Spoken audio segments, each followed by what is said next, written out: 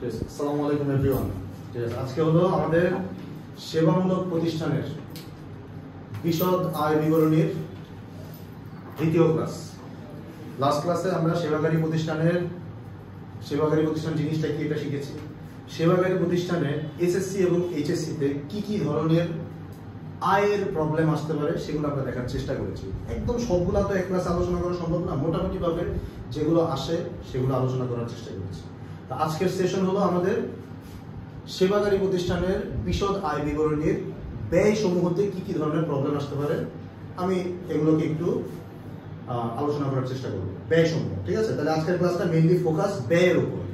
তো সেবাকারী প্রতিষ্ঠানের বিশদ আয় বিবরণীর ছক এই যে আমি কেটে রাখছি, যে বিশদ আয় বিবরণী কোম্পানির নাম লিখলাম আমরা এক্স লিমিটেড কোম্পানি, 31/12/2022 সমাপ্ত বছরের জন্য। আর এই যে আমি সাজিয়ে রেখেছি আয় সমূহ ব্যয় সমূহ। লাস্ট ক্লাসে আমি বলেছি বিশদ আয় বিবরণী কি, সেবাকারী প্রতিষ্ঠান এটা এমন একটা ছক যে ছকে আমরা আয়গুলোকে আগে লিখবো, তারপর সব আয়গুলোকে যোগ করে বাইরে মোট আয় লিখবো, তারপরে প্রতিষ্ঠানের ব্যয়গুলোকে সব লিখবো, তারপরে সব ব্যয়গুলোকে যোগ করে মোট ব্যয় বাইরে লিখবো, এরপরে মোট আয় থেকে মোট ব্যয় মাইনাস করবো, তাহলে আসবে নিট মুনাফা। এই তো তা আমাদের এই উদ্দীপকে আমি আজকে আয়ের কোনো সমস্যাই দিইনি। আমি উদ্দীপকের মধ্যে একটা মাত্র আয় দিয়েছি, সেই আয়টা হলো সেবা আয়। আর সমন্বয়ে আমি আয় নিয়ে কোনো ধরনের ঝামেলাই দিইনি। তাহলে আমাদের আয় সমূহের মধ্যে পেয়েছি একটাই আয়, সেটা হলো সেবা আয়। যেহেতু একটাই পেয়েছি, এটাকে সেকেন্ড কলামে না লিখে একেবারে আমি থার্ড কলামে লিখে ফেললাম কত টাকা, 1,20,000 টাকা। ঠিক আছে? আয়ের সমস্যা আলোচনা কেন করি নেই, কারণ এর আগের ক্লাসে আমি আয়ের সমস্যা নিয়ে একটা ভিডিও তোমাদেরকে দিয়েছি। এই তো এবার আসি ব্যয় সমূহ। ঠিক আছে? তো আমরা এখান থেকে খুঁজি ব্যয়গুলো কোনগুলো। ঠিক আছে? প্রথমে আছে উত্তোলন ও মূলধন। উত্তোলন ব্যবসা থেকে মালিক করে, তাহলে এটা মালিকানা সত্ত্বকে কমায়, এটা শ্রেণী হলো বিপরীত মালিকানা সত্ত্ব, তাহলে এটা বিশদ আয় বিবরণীতে আসবে না। মূলধন এটা ব্যবসায় মালিক দেয়, এটার শ্রেণী হলো কি মালিকানা সত্ত্ব, এটাও আমাদের বিশদ আয় বিবরণীতে আসবে না। কারণ আমরা বিশদ আয় বিবরণীতে কি লিখবো, আয় লিখবো আর ব্যয় লিখবো। এরপরে আছে সেবা আয়। হ্যাঁ, এটা আয়, এটা তো আমরা লিখেছি, এই যে আয় সমূহের মধ্যে সেবা আয় লিখেছি। এরপরে আছে বেতন। বেতন মানে কি, প্রতিষ্ঠানে কর্মচারী যারা কাজ করে তাদেরকে আমরা সম্মানী হিসেবে যে বেতনটা দিই, এই বেতনের কথা বোঝাচ্ছে। তাহলে বেতন ব্যবসার জন্য ব্যয়, এটা আসবে। ঠিক আছে? তাহলে ব্যয় সমূহের মধ্যে বেতন আসবে। ওকে, তাহলে বেতন নিয়ে আমি একটু ঝামেলা আলোচনা করতেছি, একটু খেয়াল করুন। বেতন এটা লিখলাম। এখন বেতন ব্র্যাকেটে এই 10 মাস এটা যদি না থাকতো, জাস্ট বলা আছে 30,000 টাকা, তাহলে বেতন লিখে আমরা 30,000 টাকা এটা সেকেন্ড কলামে লিখতাম। কিন্তু বেতন ব্র্যাকেটে বলা আছে 10 মাস, তাহলে এটা দিয়ে এই ব্র্যাকেটে যে 10 মাস বলা আছে এটা দিয়ে আমরা কি বুঝবো? আমরা আগেই জেনেছি যে আমরা যে আর্থিক বিবরণীর ম্যাপটা যে করি, আর্থিক বিবরণীর ম্যাপ আমরা করি 12 মাসের জন্য। টাইম পিরিয়ড কয় মাস? 12 মাস। ইট মে ভ্যারি। যদি উদ্দীপকে মেনশন করা না থাকে যে এটা কয় মাসের ম্যাপ, যদি মেনশন করা না থাকে তাহলে আমাদের ধরে নিতে হবে এটা 12 মাসের ম্যাপ, 1 বছরের। কর্মচারীদেরকে আমাদের 12 মাসের বেতনই দেওয়ার কথা, কিন্তু আমরা বেতন দিয়েছি কয় মাসের? 10 মাসের। বেতন যে 10 মাসের দিয়েছি এটা কেমনে বুঝলাম? কারণ এই যে ব্র্যাকেটে বলা আছে, তাহলে 10 মাসের বেতন 30,000 টাকা দিয়েছি। তাহলে এই যে ব্র্যাকেটে 10 মাস বলা আছে, এইটার দ্বারা আমরা কমন সেন্স দিয়ে কি বুঝতে পারছি? 2 মাসের বেতন বকেয়া। আমাদের তো 12 মাসেরই বেতন দেওয়া উচিত, কিন্তু আমরা বেতন দিয়েছি কয় মাসে? 10 মাসে, তার মানে 2 মাসের বেতন বকেয়া। তো অ্যাকর্ডিং টু দ্য রুলস আমরা জানি যে যদি কোনো আইটেমের সাথে বকেয়া থাকে, সেই বকেয়াটা আমাদেরকে করতে হয় যোগ, এটা তো আমরা জানি। কোনো আইটেমের সাথে যদি অগ্রিম থাকে, সেই অগ্রিমটা করতে হয় বিয়োগ, এটা আমরা জানি। তো এই কারণে বেতনের যে 30,000 টাকা এটা আমরা লিখলাম ফার্স্ট কলামে লিখলাম 30,000। এবার এটার নিচে আমরা লিখলাম যোগ বকেয়া। দাঁড়াও, রোদে ধরো। বকেয়া কয় মাসের বলো তো? 2 মাসের বকেয়া। কিভাবে বুঝলাম? 12 মাসের মধ্যে 10 মাসের বেতন দেওয়া হয়েছে, তাহলে 2 মাসের বকেয়া। এখন 2 মাসের বকেয়া বেতন কয় টাকা এটা কি বলা আছে? বলা নেই। তবে এটা বের করা ইম্পসিবল না, পসিবল। কিভাবে বের করবো? দেখো, আমাদের বেতন টোটাল দেওয়া আছে 30,000 টাকা। এই 30,000 টাকা এটা কয় মাসের বেতন? 10 মাসের। তাহলে এটাকে যদি আমি 10 দিয়ে ভাগ করি তাহলে কয় মাসের বেতন পাবো?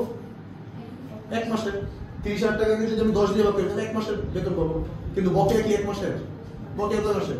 2 মাসের। তাহলে সেটাকে যদি আমি আবার 2 দিয়ে গুণ করি তাহলে 2 মাসের বেতন পেয়ে গেলাম 6,000 টাকা।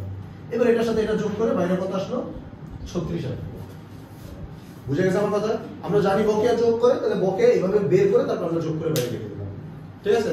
বসো, রোদে বসো। তারপর রোশনি করো। মনে করো এখানে 10 মাসের জায়গায় বেতন যে ব্র্যাকেটে 10 মাস আছে, 10 মাসের জায়গায় মনে করো বলা আছে 8 মাস। কয় মাস বলা আছে? 8 মাস। তাহলে বকেয়া দিতে কয় মাসের? তাহলে বেতন আমরা কোথায় লিখলাম? এখানে লিখলাম 30,000। তখন এই 4 মাসের বকেয়া বেতন কিভাবে বের করতাম?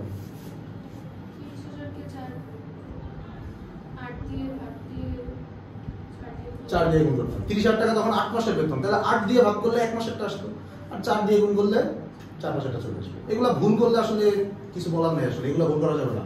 বুঝা গেছে? বসো। এখন এখানে যেমন 10 মাস দিয়ে দিছি, মানে 12 মাসের থেকে কম দিছি, এখন 12 মাসের থেকে বেশি দেওয়া যেতে পারে না? 12 মাসের থেকে বেশি দেওয়া যেতে পারে। মনে করো এখানে আমি দিলাম 16 মাস বেতন দেওয়া আছে, কি 16 মাস বেতন আমাদের দেওয়া উচিত ছিল কয় মাসের? কয় মাসের দেওয়া উচিত ছিল? 12 মাসের। এখন আমি অনেক রিচ মানুষ, আমি 16 মাসের বেতন দিয়ে দিলাম কর্মচারীদের, হইতে পারে না এরকম? তাহলে এটা দ্বারা কি বোঝাচ্ছে? বেতন বকেয়া নাকি বেতন অগ্রিম? অগ্রিম। তো অ্যাকর্ডিং টু দ্য রুলস আমরা কি জানি? অগ্রিম থাকলে কি যোগ করতে হয় না বিয়োগ করতে হয়? বিয়োগ করতে হয়। তাহলে সেই ক্ষেত্রে 30,000 টাকা এটা আমরা ফার্স্ট কলামে লিখবো, লিখে মাইনাস কি করব? অগ্রিম। এখন ওই অগ্রিম কিভাবে বের করব? সিস্টেম একই, আগে 30,000 টাকা লিখলাম। এখন এই 30,000 টাকা বেতন এটা কয় মাসের? 16 মাসের। কিভাবে বুঝলাম? এই যে ভাই ব্র্যাকেটে লেখা আছে 16 মাস। 16 মাসের বেতন হলো কত? 30,000 টাকা। তাহলে 1 মাসের বেতন কত আসবে? ভাগ 16। 1 মাসের বেতন আসবে। অগ্রিম কয় মাসের? 4 মাসের। 12 মাস থেকে এক্সট্রা আমরা কত মাস দিছি? 4 মাস। 16 মাস না, 4 মাস দিছি। তাহলে গুণ কত? 4। বুঝতেছো আমার কথা? তাহলে যেটা আসবে কত আসবে? কত? 7,500। ঠিক আছে, এটার সাথে এটা মাইনাস করে তখন কত আসলো? 22,500। বুঝা গেছে নাকি? যাই নাই? বুঝছো? তাহলে কোন আয় বা ব্যয়ের পাশে যদি ব্র্যাকেটে এরকম 12 মাসের কম বা 12 মাসের বেশি দেওয়া থাকে, তাহলে এটার ঝামেলা এখানে আলোচনা শেষ। এবার আসি 10% ঋণ। ঋণ এটা আমাদের কি? দায়। ঋণ আমাদের কি? দায়। কারণ আমরা কোনো ব্যাংক বা কারো কাছ থেকে আমরা ঋণ নিয়েছি। এখন ঋণ যে নিয়েছি এটা আমাদের গিফট করছে, গিফট করে এটা আমাকে ফেরত দিতে হবে। তাহলে এটা আমাদের জন্য কি? এটা আমাদের জন্য দায়। দায় আমাদের বিশদায় বিনিময়তে আসবে নাকি আসবে না? আসবে না। দায় কেন আসবে? দায় হলো আমাদের কি? বিশদায় বিনিময়তে আসে না। বিশদায় বিনিময়তে আয় আসে আর ব্যয় আসে, সো এটা আসবে না। বাট এই ঋণের পাশে এই যে 10% কথাটা যুক্ত আছে, 10%, এই 10%টা কি এমনি মানে দুষ্টামি করার জন্য দিছে? 10% কি এমনি এমনি দিছে? এমনি এমনি দেয় না। 10% দ্বারা কাকে ইন্ডিকেট করা হচ্ছে? সুদকে। কাকে ইন্ডিকেট করা হচ্ছে? সুদকে। তার মানে এই ঋণের উপর সুদ আছে। কত পার্সেন্ট সুদ আছে? 10%। তাহলে ঋণের উপর 10% সুদ কত আসে? 1,20,000 ইন্টু 10%। ঠিক আছে, কিন্তু তার আগে বুঝতে হবে যে এই ঋণটা আমরা কবে নিয়েছি। এখানে কি ব্র্যাকেটে ডেট দেওয়া আছে? দেখো ধ্রুবন্তী, ঋণ আমরা কবে নিয়েছি এখানে কি বলা আছে? বলা নাই। তাহলে ঋণের পাশে যদি ডেট দেওয়া না থাকে, তাহলে আমাদেরকে বুঝে নিতে হবে যে এই ঋণটা নিয়েছি আমরা বছরের শুরুতে। Common sense. ঋণটা কখন নিয়েছি? আমরা বছরের শুরুতে। তাহলে এই ঋণের উপর 10% সুদ কয় মাসের সুদ ধরতে হবে? 12 মাসের। তাহলে 1,20,000 টাকা, 1,20,000 টাকাকে 10% করলে কত আসে? 12,000 টাকা। 1,20,000 কে 10% করলে কত আসে? 12,000। এখন আমি লাস্ট ক্লাসে সুদ নিয়ে সব ঝামেলা আলোচনা করছিলাম কিন্তু আয়ের ক্লাসে, ঠিক আছে? এখন এত কিছু আলোচনা করবো না। তো এখন আমি যেটা বুঝাতে যাচ্ছি যে প্রথমে গত ক্লাসে আমি একটা কথা বলেছিলাম, যে কোনো কিছুর উপর যখন আমরা পার্সেন্ট করবো সুদ ধরার জন্য, পার্সেন্ট করে আমাদের যে অ্যামাউন্টটা আসবে, যেমন এখানে আমরা 1,20,000 উপর 10% করছি, কত টাকা আসছে? 12,000 টাকা। এখন এখানে প্রশ্ন আসতে পারে এই 12,000 টাকা কয় মাসের সুদ? উত্তর হলো 12 মাসের সুদ। কয় মাসের সুদ? এখন এই ঋণের সুদটা এটা আমাদের কি আয় নাকি ব্যয়? ঋণের সুদ আয় না ব্যয়? ঋণের সুদ হলো আমাদের ব্যয়। আমি ঋণ নিছি না, তাহলে এটার উপর সুদ কি করতে হবে? দিতে হবে। তাহলে ঋণের সুদ এটা আমাদের জন্য কি? ব্যয়। ঠিক আছে, তাহলে ঋণের সুদ আমাদের জন্য ব্যয়। কিন্তু এই ঋণের সুদ এখানে ডিরেক্ট এখানে কোথাও দেওয়া নেই। দেওয়া আছে? দেওয়া নেই। কিন্তু তারপরে আমাদের এর পাশে যে পার্সেন্ট দেওয়া আছে, এই কারণে আমাদের ঋণের সুদটা ধরতে হবে। ঋণের সুদটা ধরতে হবে। ঠিক আছে, তাহলে এখান থেকে আমরা লুকানো একটা জিনিস লিখলাম, সেটা হলো ঋণের সুদ। ঋণের সুদ। ঋণের সুদ কত টাকা আসছে? 1,20,000 ইন্টু 10%। কত টাকা আসলো? 12,000 টাকা। বুঝা গেছে? ঋণের সুদ লিখলাম। তারপরে যাতায়াত খরচ, এটাও তো আমাদের ব্যয়। তাহলে যাতায়াত খরচ লিখি। ধরো রশ্মি, ধরো যাতায়াত খরচ আছে 16,000 টাকা। তুমি একটা জিনিস বলো তো, যে এই কোশ্চেনে তাকাবে না, একটু দেখি শোনো। মনে করো যাতায়াত খরচ, যাতায়াত খরচ তো মানে হলো গাড়ি ভাড়া। তো একটা জায়গায় আমার গাড়ি ভাড়া দেওয়া লাগবে, তা আমি যদি পার্সেন্টে হিসাব করি, গাড়ি ভাড়া আমাকে কত পার্সেন্ট গাড়ি ভাড়া দেওয়া উচিত? একটা জায়গায় খরচ হয়েছে, মনে করো তোমাদের বাসায় কাজের বুয়া আছে, কাজের বুয়ার যে বেতন, সেই বেতনের কত পার্সেন্ট তোমাকে দিতে হবে প্রতি মাসে? 100%। বেতন যেটা সেটা দিতে হবে না, ফুল দিতে হবে না, তাহলে যে কোনো খরচের কত পার্সেন্ট আমাকে দিতে হবে? পুরাটাই দিতে হবে। পুরাটা মানে কত পার্সেন্ট? 100%। তার মানে এই যে যাতায়াত খরচ আমার দেওয়া উচিত হলো 100%। যেখানে যাতায়াত খরচ সেখানে দেওয়া উচিত কত পার্সেন্ট? 100%। কিন্তু ব্র্যাকেটে দেখো বলা আছে 80%। ব্র্যাকেটে কত পার্সেন্ট বলা আছে? তার মানে এটা তাহলে কি বোঝাচ্ছে? যাতায়াত খরচ যেখানে দেওয়ার কথা সেখানে 100% যাতায়াত খরচ দেওয়ার কথা, কিন্তু আমি যাতায়াত খরচ দিয়েছি কত পার্সেন্ট? 80%। তাহলে এটা দ্বারা আমরা কি বুঝতে পারছি? এখানে কি কোনো অগ্রিম আছে নাকি বকেয়া আছে? বকেয়া আছে। কত পার্সেন্ট বকেয়া? 20% বকেয়া। এই কারণে যাতায়াত খরচটা 16,000 টাকা, এটা আমরা লিখলাম ফার্স্ট কলামে। তারপরে নিচে লিখলাম যোগ বকেয়া। এখন এই বকেয়া কেমনে বের করবো এটাও একটু দেখো, সহজ জিনিস। এখন এই যে 16,000 টাকা লিখলাম, বলতো এই 16,000 টাকা এটা কত পার্সেন্ট টাকা বলতো? 80%। এটা কি 100% নাকি? 100% হলে তো এখানে 100% লেখা থাকতো। তাহলে 16,000 টাকা এটা কত পার্সেন্ট টাকা? 80% টাকা। এখানে যেমন ছিল যে বেতন 30,000 টাকা, এটা কয় মাসের বেতন ছিল? 16 মাসের বেতন। তাহলে 30,000 টাকাকে 16 দিয়ে ভাগ করছি, 16 দিয়ে ভাগ করলে কয় মাসের বেতন আসে? 30,000 টাকা তো 16 মাসের বেতন। তাহলে এটাকে যদি আমি 16 দিয়ে ভাগ করি তাহলে কয় মাসের বেতন আসবে? 1 মাসের বেতন আসবে। 1 মাসের বেতন আসবে। বুঝতেছো না কথা? তাহলে এটার সাথে এটা লিংক করো। এই যে যাতায়াত খরচ 16,000 টাকা, এটা কত পার্সেন্ট টাকা? তাহলে এটাকে যদি আমি 80 দিয়ে ভাগ করি তাহলে কত পার্সেন্ট টাকা পাবো? 1% টাকা পাবো। কারণ এই 16,000 টাকাটাই তো 80% টাকা। 16,000 টাকাটা 80% টাকা না? যেমন এই যে এখানে 30,000 টাকা, এটা 16 মাসের বেতন। 16 মাসের বেতন। তাহলে এটাকে যদি আমি 16 দিয়ে ভাগ করি তাহলে 1 মাসের বেতন পাবো। ব্যাপারটা এরকম না? মানে জিনিসটা যত মাসের তত দিয়ে ভাগ করলে 1 মাসের পাবো। জিনিসটা যত অংশ তত অংশ দিয়ে ভাগ করলে 1 অংশ পাবো। জিনিসটা যত পার্সেন্ট তত পার্সেন্ট দিয়ে ভাগ করলে 1% পাবো। মানে ব্যাপারটা যে অনেকটা ওইরকম যে 10টা চকলেটের দাম 200 টাকা। 10টা চকলেটের দাম কত? 200 টাকা। তার মানে 200 টাকা হলো 10টা চকলেটের দাম। তাহলে 200 কে যদি আমি 10 দিয়ে ভাগ দিই তাহলে একটা চকলেটের দাম পাবো ভাগ করলে। ক্লাস 2 এর ম্যাথ এগুলো। হ্যাঁ, তাহলে এখানে 16,000 কে 80 দিয়ে ভাগ করলে আমরা কত পার্সেন্ট টাকা পাবো? 1%। কিন্তু আমাদের বকেয়া কয় পার্সেন্ট? 20%। তাহলে এটাকে যদি আমি আবার 20 দিয়ে গুণ করি তাহলে 20% বকেয়া পেয়ে গেলাম। বুঝে বুঝে আর কি, কঠিন কিছু না। তাহলে এটা কত আসে বস? 4,000 টাকা আসে। কত টাকা আসে? 4,000। যোগ করে মাইনে কত আসলো? 20,000 টাকা। রসে বুঝছো না?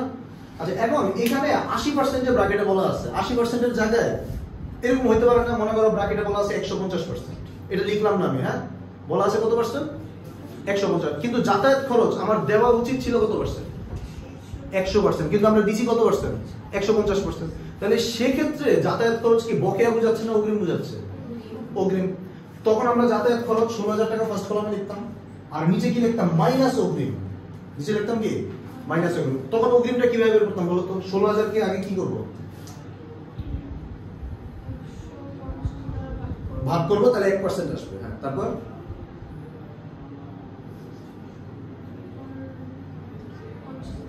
50 দিয়ে গুণ করলে 50% চলে আসলো। বুঝা গেছে? তাহলে আমরা বকেয়া অগ্রিমের মাসের ঝামেলা দেখলাম, বকেয়া অগ্রিমের পার্সেন্টের ঝামেলা দেখলাম। এবার 3 নম্বর গেল হলো অংশের। ঠিক আছে, অংশেরটাই আসি। দেখো এরপরে 6 নম্বরে আছে আমাদের বীমা। বীমা হলো আমাদের একটা ব্যয়। তাহলে বীমা 15,000 টাকা, এটা আমরা ফার্স্ট কলামে লিখলাম। বীমার ঝামেলাটা আমরা একটু খেয়াল করি। বীমা বীমা মানে হলো একটা ব্যবসা করার জন্য ইন্স্যুরেন্স করা লাগে না, ঝুঁকি হ্রাসের জন্য। তো ইন্স্যুরেন্স যে করবো বা বীমা যে করবো, এটা কি মাপ না করবো? বীমা কি মাপ না করবো? বীমা করার জন্য তো ওই বীমা কোম্পানিকে টাকা দিতে হবে। এই যে টাকা দিলে আমাদের যে খরচটা হয়, এটাকে বলা হয় বীমা খরচ বা বীমা, বা বীমা সেলামি বা বীমা প্রিমিয়াম, এটা বলে। এখন বীমার পাশে দেখো ব্র্যাকেটে কি বলা আছে? 3/5 অংশ। কথাটা একটু রিয়েলাইজ করার চেষ্টা করো। এই যে 3/5 অংশ, এটা দ্বারা আসলে বুঝাচ্ছে কি জানো? মানে বীমা খরচ আমার যে কোম্পানিতে দেওয়ার কথা 5 অংশ। মানে তাদের সাথে ডিল হয়েছে, আমাকে বীমার খরচ দিতে হবে 5 অংশ, কিন্তু আমরা দিয়েছি কয় অংশ? 3 অংশ। তাহলে 5 ভাগের 3 ভাগ। এই কথাটার মানে কি? কথাটার মানে হলো 5 অংশ বীমার জন্য ব্যয় করা উচিত, কিন্তু আমি খরচ করছি কয় অংশ? 3 অংশ। তাহলে এটা দ্বারা কি অগ্রিম বোঝাচ্ছে না বকেয়া বোঝাচ্ছে? বকেয়া বোঝাচ্ছে। কয় ভাগ বকেয়া, কয় অংশ বকেয়া? 2 অংশ বকেয়া। 5 অংশ দেওয়ার কথা কিন্তু দিছি 2 অংশ, তার মানে কি দিছি 3 অংশ, তাহলে বকেয়া কয় অংশ? 2 অংশ। তাহলে বকেয়া কেমনে বের করবো দেখো, যোগ বকেয়া। একই সিস্টেম, নতুন কোনো সিস্টেম না, যে উপরের গুলার মতোই। ঠিক আছে, তো প্রথমে লিখলাম 15,000 টাকা। এখন রশনি বলো তো এই 15,000 টাকা এটা কয় ভাগ? 3 ভাগ। 15,000 টাকা 3 ভাগে যে বলে দিচ্ছে 3 ভাগ। মোট তো 5 ভাগ, কিন্তু 5 ভাগের মধ্যে এটা কি 5 ভাগই নাকি? 5 ভাগ না, এটা তো কয় ভাগ? 3 ভাগ। তাহলে এটাকে যদি আমি 3 দিয়ে ভাগ করি তাহলে কয় ভাগ পাবো? 1 ভাগ। এখন বকেয়া কয় ভাগ? 2 ভাগ। তাহলে যদি আমি আবার 2 দিয়ে গুণ করি তাহলে 2 ভাগ পেয়ে যাবো। দুষ্টামি না, একই নতুন কিছু শিখানো, উপরগুলোর মতোই কিন্তু একই রকম। তাহলে এটা কত আসে জানো? 10,000 টাকা আসে। এটার সাথে এটা যোগ করে বাইরে কত আসবে? 25,000 টাকা। বুঝছো? ঠিক আছে, বসো, দাঁড়াও সাবিনা। মনে করো বিমা 3/5 অংশ না, 3/5 অংশ না, মনে করো বলা আছে 4/7 অংশ। কি বলা আছে? 4/7 অংশ। তাহলে এটা দ্বারা কি অগ্রিম বোঝাচ্ছে না বকেয়া বোঝাচ্ছে?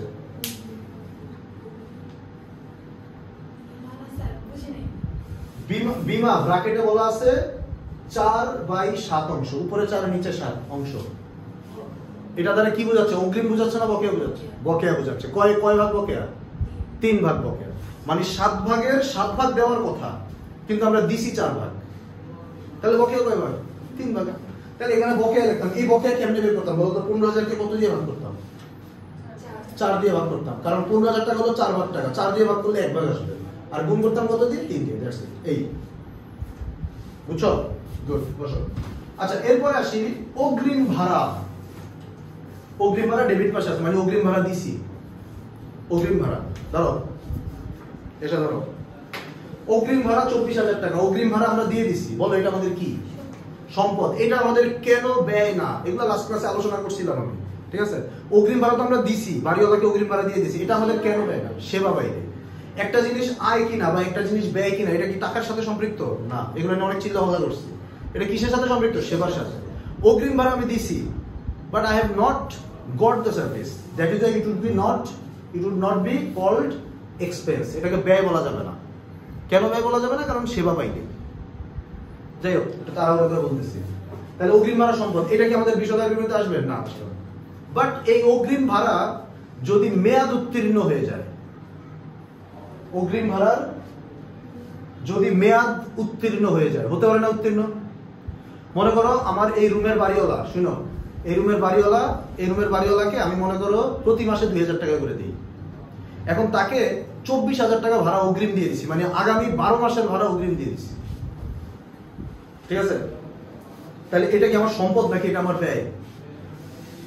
সম্পদ, কারণ আগে ভাড়া দিই। এখন মনে করো আমি 2 মাস রুমটা ইউজ করছি। কয় মাস ইউজ করছি? 2 মাস। তাহলে 2 মাস যদি ইউজ করি, তাহলে কি অগ্রিম ভাড়া সম্পদ এটা কি 24,000 থাকবে? থাকবে না। ওটা তখন ওটা পুরোটা ব্যয় হবে না। ওটা 2 মাসেরটা যেটা অগ্রিম ভাড়া তো এখন 10 মাসের থাকবে। তাহলে অগ্রিম ভাড়া সম্পদ হিসেবে থাকবে 10,000 টাকা। আর বাকি যে 4,000 টাকা 2 মাসের 2,000 2,000 4,000, এটা কিন্তু আর সম্পদ থাকবে না। এটা সম্পদ থেকে মুছে দিতে হবে, কারণ এটা সুবিধা তো পেয়ে গেছি।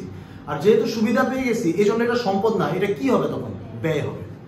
ঠিক আছে, তার মানে কোনো অগ্রিম খরচের যদি মেয়াদ উত্তীর্ণ হয়, তখন সেই অগ্রিম খরচটা আর সম্পদ থাকে না, ওটা কিসে পরিণত হয়? ব্যয় পরিণত হয়। একটু তাড়াহুড়ো করে বলছি, হ্যাঁ। তাহলে এখানে আমি সমন্বয়টা দেই নাই, আমি মুখে মুখে বলতেছি, হ্যাঁ। যদি মনে করো সমন্বয় 6 নম্বরে এরকম বলা থাকতো, আমি লিখি, হ্যাঁ। 6 নম্বরে বলা আছে যে অগ্রিম ভাড়ার অর্ধেকের মেয়াদ উত্তীর্ণ। অগ্রিম ভাড়া আমাদের কত আছে? 24,000 টাকা। 24,000 টাকার অর্ধেক কত? 12,000। 12,000-এর মেয়াদ উত্তীর্ণ হয়েছে। 12,000-এর মেয়াদ উত্তীর্ণ কেমনে হয়েছে? সুবিধা পেয়েছি আমরা, সুবিধা পেয়ে গেছি। মানে বাড়িওয়ালাকে যে অগ্রিম ভাড়া দিছি, অর্ধেক ভাড়া 12,000 টাকা, 12,000 টাকার সুবিধা বাড়িওয়ালাকে আমাকে দিয়ে দিল, যে ভাই এই যে আপনাদের সুবিধা দিয়ে দিলাম। তাহলে অগ্রিম ভাড়া আসলে থাকবে কত? 12,000। আর বাকি 12,000 টাকা ওইটার অগ্রিম ভাড়া থাকবে না, ওইটা কিসে পরিণত হবে? ভাড়ায় পরিণত হবে, মানে ব্যয়ে পরিণত হবে। ঠিক আছে, তাহলে কোনো অগ্রিম খরচের যদি মেয়াদ উত্তীর্ণ হয়, সেটা আর অগ্রিম খরচ থাকে না, সেটা খরচে পরিণত হয়। তাহলে এখানে আমরা লিখলাম যে ভাড়া খরচ। ভাড়া খরচ আমি লিখলাম কয় টাকা? 12,000 টাকা। সেভ করলাম। ওকে, এবার আসি মেশিন। মেশিন আমাদের কি? সম্পদ। মেশিন আমাদের কি সম্পদ, তাহলে এটা আসবে না। বাট সমন্বয়ে 5 নম্বরে দেখো কি বলছে, মেশিনের অবচয় ধরো 5%। অবচয় মানে কি? অবচয় হলো সেই পোর্শন যেই পোর্শনটা আমি ব্যবহার করে ফেলছি, মানে সুবিধা নিয়ে নিছি। তাহলে অবচয় এটা আমাদের কি একটা ব্যয়। তাহলে আমরা লিখলাম এখানে মেশিনের অবচয় কত পার্সেন্ট বলছে? 5%। তাহলে আমাদের 1 লাখ টাকার 5% হলো 5000 টাকা লিখলাম। ইজারা সম্পদ, ইজারা সম্পদ মানে কি আমি একটু বলতেছি শোনো। ইজারা সম্পদ মানে কি? ইজারা সম্পদ মানে কোনো সম্পদ, স্থায়ী সম্পদ আমি কিনলাম না, না কিনে একটা লং টার্মের জন্য যখন ভাড়া নিয়ে আসি তখন সেটাকে ইজারা সম্পদ বলে। মনে করো আমার কনস্ট্রাকশনের কাজ করার জন্য আমার একটা বুলডোজার দরকার, বুলডোজার, কিন্তু আমি বুলডোজার কিনবো না। আমি ইসলামী ব্যাংকে গেলাম, ইসলামী ব্যাংকে বললাম যে ভাই আপনাদের তো বুলডোজার আছে, আপনাদের কাছে যে বুলডোজারটা আছে এই বুলডোজারটা আমাকে 10 বছরের জন্য দেন, আমি ইউজ করবো, ইউজ করে পরে আপনাকে আবার টাকা দিয়ে দিব। তখন তারা রাজি হয়ে গেল, ঠিক আছে। আমি তাদেরকে 80,000 টাকা দিলাম, 80,000 টাকা দিয়ে আমি বুলডোজার নিয়ে আসলাম। এই যে আমি যে একটা সম্পদ একটা লং টার্মের জন্য ভাড়া করে নিয়ে আসছি, এটাকে ইজারা সম্পদ বলে, ঠিক আছে। তো ইজারা সম্পদের জন্য যে বুলডোজারটা নিয়ে আসছি, এই বুলডোজার কি আমার? বুলডোজার আমার না, তবে বুলডোজারের উপর 10 বছরের কিছু অধিকার আমার, পুরো বুলডোজারটাকে আমার বলতে পারবো না। এই সম্পদকে বলা হয় ইজারা সম্পদ। তাহলে এই সম্পদটা কবে কেনা হয়েছে এটা কি এখানে বলা আছে? দেখো তো, খালি বলা আছে 10 বছরের জন্য কেনা হয়েছে, কিন্তু কবে কেনা হয়েছে এটা কি বলা আছে? কবে কেনা হয়েছে এটা না বললে আমরা কি বুঝবো কবে কেনা হয়েছে? বছরের শুরুতে। তার মানে বছরের শুরুতে এটার মেয়াদ 10 বছরের ছিল। এখন আমরা বছরের কোথায় আছি? শেষে আছি। এই যে 31 ডিসেম্বর 2022-এ আছি, মানে বছরের শেষে আছি।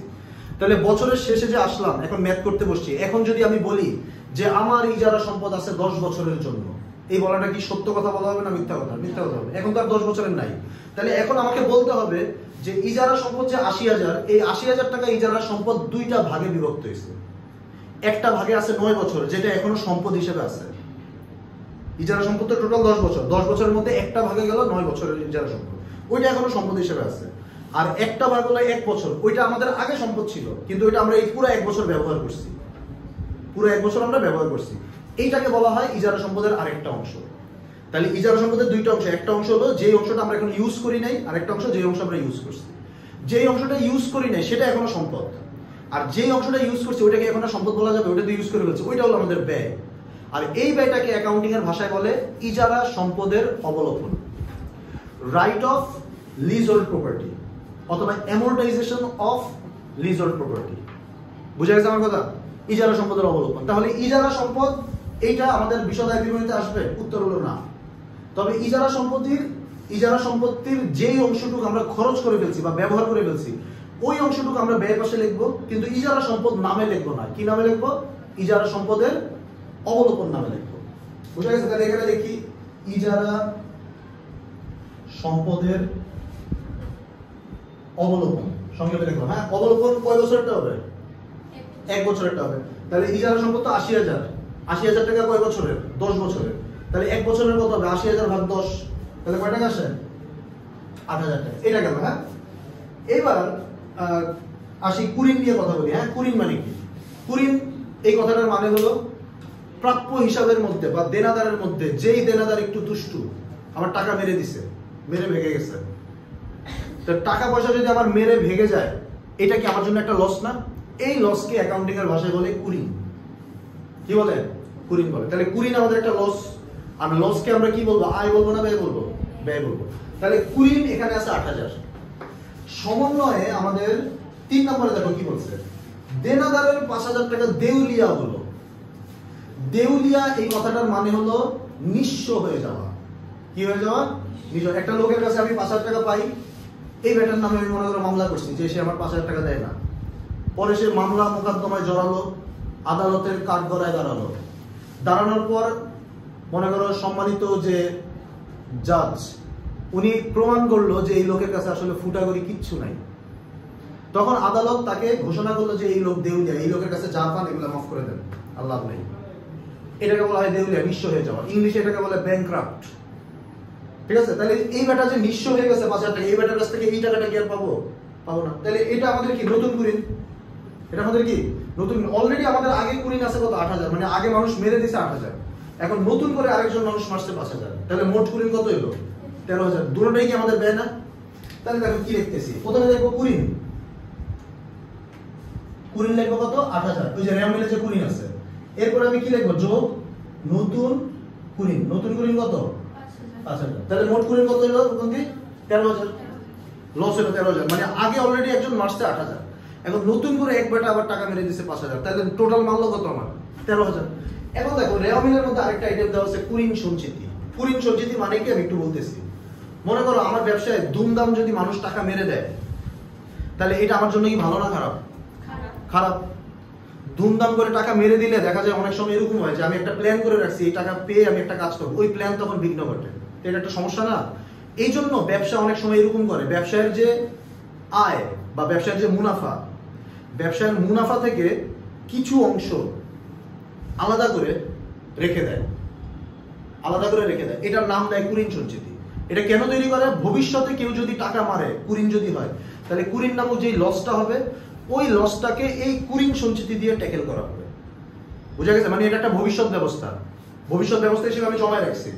কেউ যদি টাকা পয়সা মেরে দেয় মনে কষ্ট পাবো, কিন্তু ওই টাকা পয়সা মেরে দেওয়ার কারণে আমার যে মনে করো পরিচালনা একটা বিঘ্ন, ওই বিঘ্নটা ঘটবে না, কারণ আমার তো ব্যাকআপ আছে, তখন এই ব্যাকআপ দিয়ে সেটা ট্যাকেল দিব। তাহলে দেখো আমাদের কুরিন সঞ্চিতি আছে 3000। এখন দেখো রূপন্তী, আমাদের কুরিন 8000, নতুন করে কুরিন হয়েছে 5000, তাহলে মোট কুরিন হয়েছে কত 13000। কিন্তু কুরিন বাবদ লস কি আমার আসলে 13000 হবে? হবে না, কারণ আমার ব্যাকআপ আছে কত 3000, তাহলে আমার কুরিন বাবদ লস আসলে কত হবে 10000 হবে। কমন সেন্স, ঠিক আছে? তাহলে এখানে মাইনাস আমরা কি করব, কুরিন সঞ্চিতি, ইংলিশে এটাকে বলে প্রভিশন ফর ব্যাড ডেট। এটা কত 3000, এটা মাইনাস করব, মাইনাস করে বাইরে যেটা আসলো সেটা কত 10000, এটা হলো আমাদের কুরিন বাবদ লস। বুঝা গেছে? আচ্ছা, এরপরে আমাদের হাতে নগদ, হাতে নগদ ক্যাশ ইন হ্যান্ড, এটা আমাদের কি সম্পদ, এটা কি আসবে? হাতে নগদ তো আমাদের সম্পদ, এটা আসবে কেন? এটা আসবে না। এরপর আছে সাপ্লাইজ। সাপ্লাইজ আমাদের কি সম্পদ? আমরা জানি অফিসের বিভিন্ন সুবিধার জন্য ছোটখাটো যে সরঞ্জামগুলো ইউজ করা হয় অফিসিয়াল কাজে, যেমন মনে করো দেয়াল ঘড়ি, স্ট্যাপলার, পাঞ্চিং মেশিন, এগুলাকে বলা হয় কি সাপ্লাইজ। সাপ্লাইজ হলো এক ধরনের চলতি সম্পদ, এটাও আসবে না। বাট এই দুইটা নিয়ে আমি একটা গেঞ্জাম দিছি নিচে, আর তিনটা আইটেম আছে, তিনটা আইটেম আলোচনা করলে শেষ। দেখো প্রথমে বলছে 2 নম্বরে, দেখো সাপ্লাইজ ব্যবহৃত হলো 8000 টাকা, সাপ্লাইজ ব্যবহৃত হলো 8000 টাকা। দেখো আমাদের সাপ্লাইজ ছিল কত 40000, 40000 এর মধ্যে 8000 টাকা সাপ্লাইজ ব্যবহার হয়ে শেষ হয়ে গেছে। তাহলে 40000 টাকার যে সাপ্লাইজ সম্পদ ছিল, এখন কি সাপ্লাইজ সম্পদ 40000 টাকা আছে? এখন সাপ্লাইজ সম্পদ আছে কতটুকু 32000। আর বাকি 8000 টাকার সাপ্লাইজ ওটা আগে সম্পদ ছিল, কিন্তু ওটা তো এখন খরচ করে ফেলছি, ওটা কি এখন আর সম্পদ আছে? ওটা কিসে পরিণত হয়েছে? খরচে পরিণত হয়েছে বা ব্যয়ে পরিণত হয়েছে। সম্পদ ব্যবহার করলে সেটা খরচ হয়ে যায়, ব্যয় হয়ে যায়। তাহলে এখানে আমরা কি লিখবো, সাপ্লাইজ খরচ, সাপ্লাইজ খরচ আমরা লিখবো কত বস 8000 টাকা। বুঝা গেছে আমার কথা? আচ্ছা, যদি এরকম থাকতো, বসো দাঁড়াও, ওরকম দিয়ে দাঁড়াও, মনে করো এখানে তো বলছে সাপ্লাইজ ব্যবহৃত হলো 8000 টাকা, এখন যেটা ব্যবহার করছি এটা তো আমাদের খরচ, এই কারণে এখানে দেখছি সাপ্লাইজ খরচ 8000 টাকা। কিন্তু এখানে যদি এরকম বলা থাকতো যে সাপ্লাইজ হাতে আছে 30000 টাকা, আপনি হজম করো কথাটা, আমাদের সাপ্লাইজ আগে ছিল কত 40000, এখন সমন্বয় মনে করো বলছে সাপ্লাইজ হাতে আছে 30000 টাকা বা সাপ্লাইজ মজুদ আছে 30000 টাকা, তখন কি সাপ্লাইজ খরচ 30000 টাকা হইতো? কত হইতো? 10000 টাকা হইতো। এটা কমন সেন্স, বুঝে নিতে হবে, যতটুকু অংশ আমরা খরচ করছি ততটুকু ব্যবহার করছি ততটুকু অংশ হলো আমাদের খরচ। বসো। আচ্ছা, এবার দেখো সমন্বয়ে এই যে এটা বুঝলো, এই যে 4 নম্বর মূলধনের সুদ ধরো 10%। মূলধনের সুদ এটা ব্যবসায়ের পয়েন্ট অফ ভিউ থেকে ব্যয়, কারণ ব্যবসার কথা আমাদের সবসময় চিন্তা করতে হবে, ব্যবসার পয়েন্ট অফ ভিউ থেকে চিন্তা করতে হবে। বিজনেস মালিকের কাছ থেকে মূলধন নেয়, তাহলে যদি এটার উপর সুদ ধরা হয় তাহলে এই সুদটা বিজনেস পাবে নাকি দিবে? উত্তর হলো দিবে, মালিককে দিবে, কারণ চিন্তা করবে কি মালিকের কাছ থেকে মূলধন নিচ্ছে, তাহলে মালিকের আবার সুদ দেওয়া লাগবে, তাহলে মূলধনের সুদ ব্যবসায়ের জন্য কি ব্যয় 10%। তাহলে এখন আমরা লাস্ট আইটেম লিখব কি মূলধনের সুদ। কিন্তু মূলধনের সুদ নিয়ে আরেকটা গ্যাঞ্জাম দিছি, যদি ইউজুয়ালি এটা আসে না, কিন্তু তারপরে দিছি আমি। দেখো মূলধন আমাদের দেওয়া আছে কত 3 লাখ টাকা, দেখো মূলধন দেওয়া আছে কত 3 লাখ, 3 লাখের সুদ ধরতে হচ্ছে কয় পার্সেন্ট 10%, তাহলে 3 লাখের 10% কত 30000। এখন মূলধনের সুদ যদি 30000 টাকা দেখো তাহলে জিরো পাবো। কেন? কারণ দেখো সমন্বয়ে 1 নম্বরে কি বলছে, সমন্বয়ে 1 নম্বরে বলছে মালিক 1/4/2022 তারিখে মানে এপ্রিল মাসের 1 তারিখে 50,000 টাকা অতিরিক্ত মূলধন প্রদান করে যা হিসাবভুক্ত হয়নি। তাহলে এটাও তো একটা মূলধন। অলরেডি আমাদের বছরের শুরু থেকে মূলধন ছিল 3 লাখ, এখন মালিক এপ্রিল মাসের 1 তারিখে আবার 50,000 টাকা মূলধন দিচ্ছে। তো 50,000 টাকা মূলধন দিচ্ছে, ওইটা কি মূলধন না? তাহলে মূলধনের উপর সুদ ধরতে হচ্ছে, তাহলে তো আমরা মেইন মূলধনের উপর সুদ ধরছি, মানে অতিরিক্ত মূলধন যেটা ওইটার উপর তাহলে লজিক্যালি সুদ ধরা উচিত। বুঝছো নাকি বুঝো নাই? তাহলে মূলধনের সুদ খালি এই 30,000 দেখলে হবে না, অতিরিক্ত মূলধনের সুদ যেটা সেটা বের করে তারপরে মোট মূলধনের সুদ দেখতে হবে। দাঁড়াও রোশনি দাঁড়াও, তাহলে অতিরিক্ত মূলধন রোশনি কয় টাকা? 50,000 টাকা। জোরে কথা বললাম 50,000 টাকা। 50,000 টাকায় কত পার্সেন্ট করবো? 10%। তাহলে 50,000 গুণ 10%, 50,000 কে 10% করলে 5,000 টাকা আসে। বলো তো এই 5,000 টাকা কয় মাসের সুদ? পুরো ধ্বংস করে দেবো রূপন্দি ধরো। 50,000 কে যদি আমরা 10% করি তাহলে 5,000 টাকা আসে। 5,000 টাকা এটা কয় মাসের সুদ? স্যার কোশ্চেনটা কি বলছিল? কোশ্চেনে যাও না তুমি, মূলধনের সুদ 10% ধরতে হচ্ছে। এখন অতিরিক্ত মূলধন 50,000, 50,000 কে আমি 10% করছি, এখন 10% করলে ক্যালকুলেটরে 10% করলে 5,000 টাকা আসে। এখন আমি জানতে চাচ্ছি এই 5,000 টাকা এটা কয় মাসের সুদ? 5 মাসে। ও মাই গড, ধরো সাবিয়া ধরো 5,000 টাকা এটা কয় মাসের সুদ? 8 মাসের। ধরো ধরো তো রোজা ধরো তো, বলো তো 5,000 টাকা এটা কয় মাসের সুদ? এই যে 50,000 কে যদি 5% করি তাহলে কয় মাসের সুদ হবে? 5,000 টাকা এটা কয় মাসের সুদ হবে? 5 মাসের। দাঁড়াও তুমি দাঁড়াও এসে 50,000 কে আমরা যদি 10% করি, 10% করলে 5,000 টাকা আসে, এটা কয় মাসের সুদ হবে? এদিকে তাকায় কি লাভ বলো? এদিকে তাকায় লাভ নেই। আমি তোমাদেরকে একটা কথা প্রথমেই আমি বলছি যে পৃথিবীর যে কোনো কিছুকে যদি আমরা পার্সেন্ট করি, পার্সেন্ট করলে যে অ্যানসারটা আসে ওই অ্যানসারটা কয় মাসের হয়? 12 মাসের হয় বলছিলাম। ঠিক আছে, এই যে কথা রিয়েলাইজ করতে হবে আমি যেটা বলতেছি। এই যে মনে করো এখানে 3 লাখ টাকা, 3 লাখ টাকার উপর 10% করছি, কয় টাকা আসছে? 30,000 টাকা। এখন মনে করো তোমার আম্মু তোমাকে জিজ্ঞেস করলো যে এই যে 30,000 টাকা যে সুদ বের করলি, এই 30,000 টাকা এটা কয় মাসের সুদ?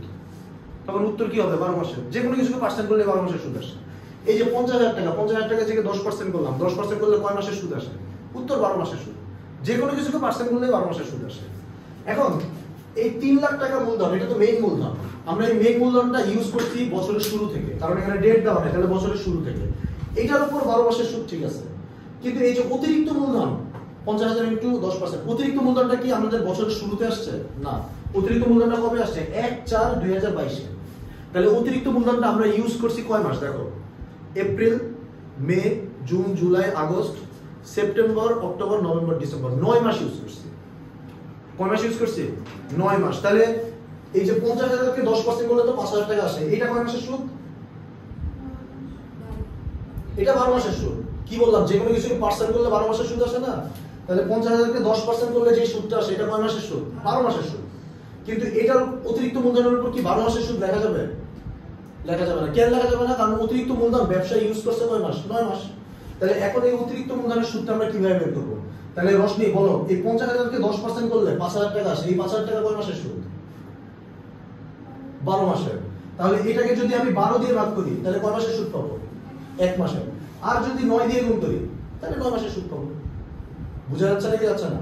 তাহলে ইকুয়াল টু এটা কত আসে? 3750 টাকা আসে। কত আসে? তাহলে মূলধনের সুদ, মেইন মূলধনের সুদ 30,000 আর অতিরিক্ত মূলধনের সুদ 3,750। তাহলে মূলধনের মোট সুদ কত আসলো? 33,750। তাহলে এই যে লাস্ট আইটেম লিখলাম মূলধনের সুদ 33,750। এবার আমরা কি করব? এই যে ব্যয় যেগুলো আছে এগুলা সব আমরা এখন কি করব? যোগ করব। যোগ করলে তো দেখো কত আসে। বসো সবাই বসো তাড়াতাড়ি। আচ্ছা, এই ব্যয়গুলো সব আমরা যোগ করে তারপরে বাইরে মোট ব্যয় লিখব আমরা। এই যে এই ব্যয়গুলো সব যোগ করে এবার আমরা উপরে যে আমাদের সেবা আয় এটা থেকে এটা মাইনাস করে আমরা নিচে লিখব। নিচে যে অ্যানসারটা আসবে এই অ্যানসারের নাম হবে নিট মুনাফা, যদি প্লাস ফিগারে আসে। আর যদি মাইনাস ফিগার আসে তাহলে এটার নাম আমরা কি লিখব? নিট। তো মোটামুটি ভাবে আজকে অনেক ব্যয় নিয়ে আলোচনা করার চেষ্টা করলাম। আজকের ক্লাসে দেখি, হ্যাঁ।